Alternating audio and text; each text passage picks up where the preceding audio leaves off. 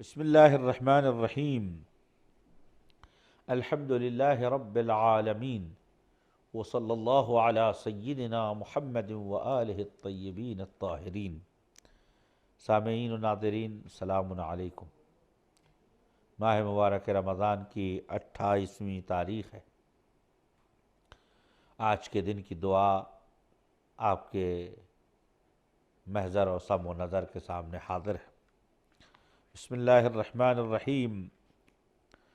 اللہم وفر حظی فیہ من النوافل واکرمنی فیہ باحضار المسائل وقرب فیہ وسیلتی الیک من بین الوسائل۔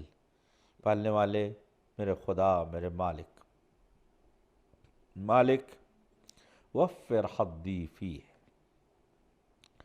میرے حصے کو سرشار فرما، میرے حصے کو جو اس مہینے میں تو دے رہا ہے وہ بڑھا کر دے، حد سے سوا دے۔ کیا مانگ رہے ہیں؟ کون سا حصہ؟ پالنے والے ماہ مبارک رمضان میں جو میری قسمت میں نوافل آئے، عبادتیں آئیں، وہ بہت زیادہ ہوں۔ حظی فیہ النوافل، پالنے والے ماہ مبارک رمضان میں میرا حصہ زیادہ فرما۔ وہ کیا ہے؟ وہ نوافل ہے، عبادت، نماز۔ میرے عزیز و دوستوں، ماہ مبارک رمضان میں بہت سی نمازیں مستحب ہیں، بہت سی دعائیں مستحب ہیں۔ تمام مستحبات کو زیادہ سے زیادہ انجام دینے کی توفیق خدا مجھے عنایت فرما۔ احادیث میں آیا ہے، جس حدیث کو قرب نوافل کہتے ہیں، جس میں معصومین علیہ السلام فرماتے ہیں کہ اللہ تعالی ما تقرب الی عبد، کوئی بھی بندہ مجھ سے قریب نہیں ہوا مگر یہ کہ اس نے واجبات کے بعد نوافل سے قرب حاصل کیا۔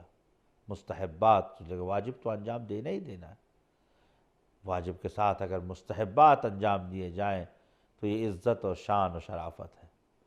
اس کے بعد پروردگار عالم حدیث قدسی میں فرماتا ہے کہ جب کوئی بندہ مجھ سے نوافل کے ذریعے سے قرب حاصل کرتا ہے، 2 رکعت نماز صبح پڑھ لینا یہ ڈیوٹی ہے، لیکن 11 رکعت نماز شب پڑھنا یہ عشق و محبت ہے۔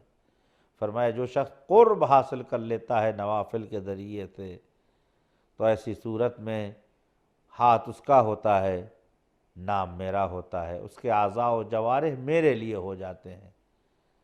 تو وہ بولتا ہے لیکن زبان اس کی ہوتی ہے، کلام میرا ہوتا ہے، ہاتھ اس کا ہوتا ہے، عمل میرا ہوتا ہے، فکر اس کی ہوتی ہے، مفہوم میرا ہوتا ہے، اور اسی کا نام قرب نوافل ہے۔ معصوم فرماتے ہیں پالنے والے ماہ مبارک رمضان میں مجھے نوافل سے نزدیک ہونے کی زیادہ سے زیادہ توفیق عنایت فرما۔ اس کے بعد وَأَكْرِمْنِي فِيهِ، اور مجھے کرامت عنایت فرما بِإِحْضَارِ الْمَسَائِل، وہ تمام چیزیں جو میرے لیے مورد سوال ہے، جو میں نے خدا سے مانگا ہے، پالنے والے ان کو جلد از جلد میرے پاس لا دے، مجھے کرامت دے۔ چونکہ میں ایک پست انسان ہوں، میرے پاس کوئی عزت و شرف نہیں ہے، لیکن تیری دی ہوئی نعمتیں، تیری بارگاہ سے مانگے ہوئے سوال جب مجھے مل جاتے ہیں تو مجھے بزرگواری آ جاتی ہے، میرے اندر آقائی آ جاتی ہے، لوگ مجھے عزت کی نگاہ سے دیکھنے لگتے ہیں۔ پالنے والے جو کچھ میں نے تجھ سے مانگا ہے، جو کچھ میں نے تیری بارگاہ میں تجھ سے سوال کیا ہے، پالنے والے جتنی جلدی ممکن ہے انہیں حاضر فرما دے ماہ مبارک رمضان میں۔ ایک مطلب یہ ہے۔ دوسرا مطلب یہ ہے کہ پالنے والے جو مانگنا چاہیے وہ میرے ذہن میں لا دے۔ بعض وقت انسان گھنٹوں دعائیں مانگتا ہے، وہ چیز نہیں مانگتا جو اس کے لیے ضروری ہے۔ انسان گھنٹوں خداوند عالم سے نعمت مانگتا ہے، لیکن ایک بار نہیں کہتا خدا صحت دے دے، عافیت دے دے، حیات طولہ۔ جب نعمت ہے اور صحت نہیں ہے، عافیت نہیں ہے، حیات نہیں، تو اس نعمت کا کیا فائدہ؟ پالنے والے وَأَكْرِمْنِي فِيهِ، مجھے کرامت و بزرگواری بخش۔ کس طریقے سے؟ بِإِحْضَارِ الْمَسَائِل، ایسے مسئلے، ایسی دعائیں جو مانگنی چاہیے اور جن کے ہونے سے میری عزت و کرامت میں اضافہ ہے، وہ لہذا زبان پہ ایسی دعاؤں کو بھی جاری فرما کہ جو تیری بارگاہ میں تجھ سے مانگنا چاہیے۔ کتنا عظیم و پیارا اور رحیم و رحمان خدا ہے کہ جو دعائیں بھی قبول کرتا ہے اور ان دعاؤں کی طرف بھی اشارہ کرتا ہے، نشاندہی کرتا ہے کہ جو ہمارے لیے باعث قبولی اطاعت اور عزت و کرامت ہوتے ہیں۔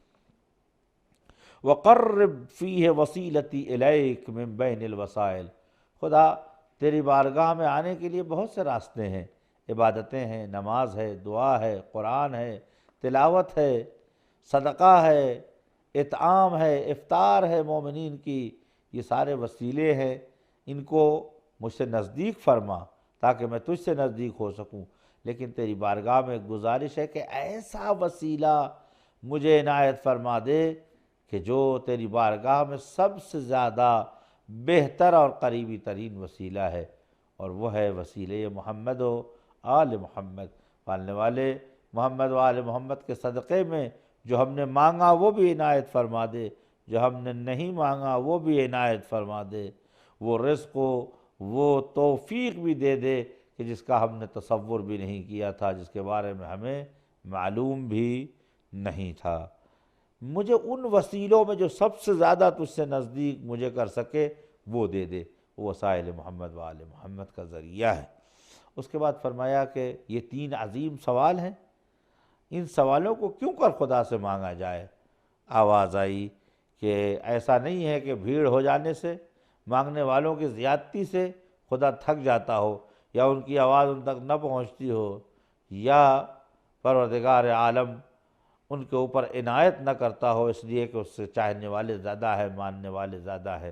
نہیں، فرمایا خدا وہ خدا ہے کہ لوگوں کی طلب، لوگوں کی تڑپ، لوگوں کی چیخ پکار، لوگوں کو خدا سے مانگنا، اسے ایک لمحے کے لیے وجود حق تعالی، ایک لمحے کے لیے، ایک دقیقے کے لیے پروردگار عالم کبھی بھی لا یغفل عما یسأل، خدا کبھی غافل ہی نہیں ہوتا جس سے مانگا، جو اس سے مانگا جاتا ہے۔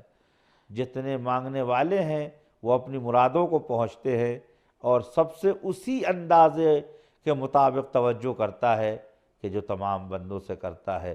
یہ عظمت خداوند عالم ہے کہ کروڑوں موجودات ایک لمحے میں اس سے طلبگار رحمت ہے۔ سمندر کو پانی مہیا کرتا ہے، بادل کو جو ہے ہوا کے سینے پہ سوار کرتا ہے، آنکھوں کو جوت دیتا ہے، دانتوں اور گلے کو رزق دیتا ہے، اور سینوں کو ہوا دیتا ہے، پھولوں کو پھل سے نوازتا ہے، درختوں کو سبز پتے دیتا ہے، انسانوں کی حاجتیں دیتا ہے، انسانوں کی ضرورتیں عنایت کرتا ہے، اور ایک لمحے میں ساری موجودات پہ ایک ساتھ رحمت کرتا ہے۔